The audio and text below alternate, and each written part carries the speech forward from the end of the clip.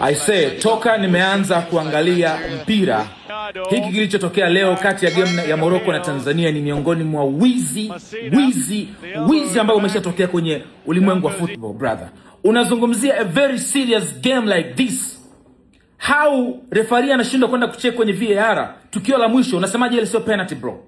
The whole game referee ni kama aliingia na matokeo ya kubeba Morocco kwenye hii game.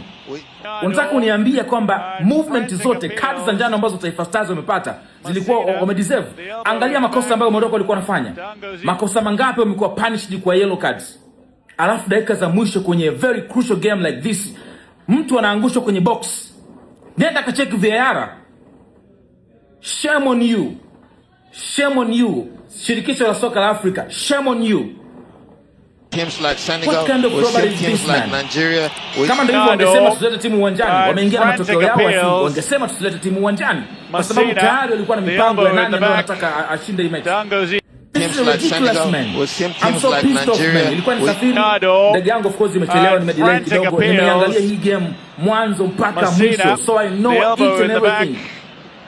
Ni kweli Morocco wamecheza vizuri, lakini kuna some moments ambazo sisi wenyewe tumezingua. Msuva nafasi ya dakika za mwanzo kabisa, nafikiri kuna nyingine rebound ile Faitoto itakuwa maliza kazi kashindwa, lakini nizungumzie kuhusu ile nafasi ya mwisho. That was a clear penalty, bro. Clear penalty.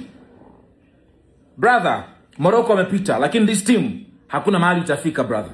Mark my words. Morocco ni kweli wamepita, ila hii Morocco hakuna sehemu itaenda. Uwezi ukaenda kwa staili ya wizi wa namna hii, bro. Sio laumu Morocco, na mlaumu mwamuzi na kabineti yake ambao nahisi they know what they are doing, kwa sababu Morocco ni mwenyeji. Hakuna namna, walikuwa wamekuja kupanga matokeo kama Morocco aje atimize ratiba, lazima qualify, lazima apite. Shame on you. Hii ni Bongo One TV. Hakikisha umegusa neno subscribe chini ya video hii na usisite kuacha komenti yako. Asante.